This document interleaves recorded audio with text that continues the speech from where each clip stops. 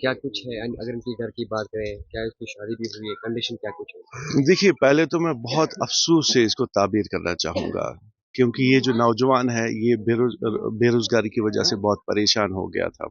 मेरे पास कई एक बार आया कि मेरी कहीं सिफारिश लगवा दो, कहीं मैं पोर्टर ही जाऊंगा। मैंने कहा मेरे पास कोई ऐसा सोर्स नहीं है जहाँ पे आपकी सिफारिश मैं लगवा सकता हूँ। लेकिन फिर जब इसके फॉर्म निकले तो उसमें इसने फॉर्म भरा, मैंने ही इसका फॉर्म ड्राफ्ट किया हुआ है।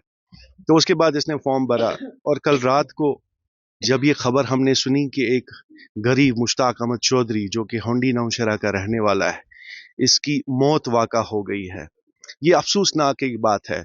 क्योंकि इसके घर में इसका वालिद है जो कि कैंसर पेशेंट है, इसकी माँ बुजुर्ग है और इसको 3 साल का बच्चा है। कहाँ जाएगा वो 3 साल का बच्चा इस स्टेज पे? और इसकी जो बीवी है वो भी बेचारी छोटी है।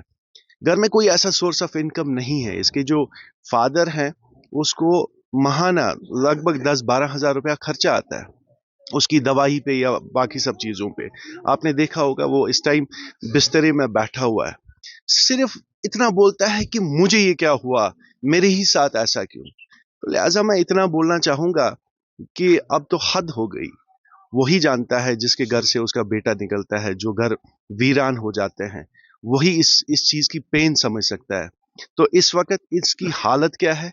घर में कोई सोर्स ऑफ इनकम नहीं है, कुछ भी नहीं है। तो मैं हुकूमत को भी इसके साथ साथ ये कहना चाहूँगा कि जनाब इंसाफ की ज़रूरत है। इसका घर इस वक्त उजड़ गया है, घर में कोई सहारा बाकी नहीं रहा है। इसके घर के बारे में, इसके बाप के बारे में थोड़ा सा ख्याल रखें, जो कि एक कैंसर पेशेंट पिछले 2 साल से है। कल रात 2 दिन पहले वो हॉस्पिटल में एडमिट था जहां पे उसको ब्लड चढ़ाया गया। तो मेहरबानी करके इंसाफ करने की ज़रूरत है। और क्या बोल सकते हैं, क्योंकि ये ऐसा ही सानिया है। ऐसे वाक़ात नहीं होने चाहिए थे जो हर रोज़ हो रहे हैं। पिछले एक हफ्ते में आपने देखा कि कितने वाक़ात हमारे कश्मीर में कश्मीर में हो गए।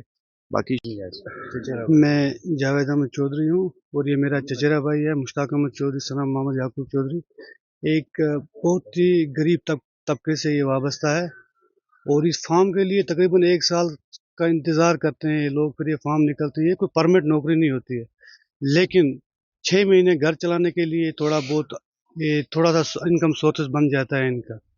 और ये कल शाम को जब ये दुखद खबर हमने देखी कि हमारे गांव का मेरा चचेरा भाई मुश्ताक अहमद इसकी डेथ हो गई है, तो कल शाम से ही हम यहाँ पर आए हुए हैं और अभी तक हम इसी इंतज़ार में हैं। तो अभी तक इंतज़ार था कि शायद जिंदा ना हो, अब पूरी कंफर्मेशन मिल गई है कि उसकी डेथ हो गई है। इसका बाप जो है वो सीए पेशेंट है।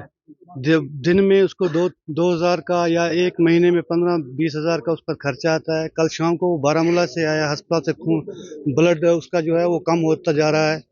ब्लड भरवाने के लिए उसको भेजा गया था और जब वो घर पहुंचा तो घर में पहुंचते ही ये दुखद खबर आई कि उसके बेटे की मृत्यु हो गई है। तो बड़ी अफसोस की बात है, बड़ी अफसोस से कहना पड़ता है कि गवर्नमेंट को ऐसी चीज़ों पर काबू करना चाहिए, क्योंकि ये गरीबों के घर उजाड़ रहे हैं जो लोग, इन पर काबू पाना चाहिए था। और हम क्या कह सकते हैं, इसका एक छोटा बच्चा 3 साल का है, इसकी बीवी अभी नौजवान है, अभी वो 23 साल की है। ये घर पूरा का पूरा उजड़ गया। दूसरा भाई जो है इसका वो भी लेबर है। इनके हालात आप देख लीजिए कि इनके इनकम हालात इतने गरीब हैं कि 2 वक्त की रोटी भी इनके पास नहीं है, कोई इनकम सोर्स ही नहीं है।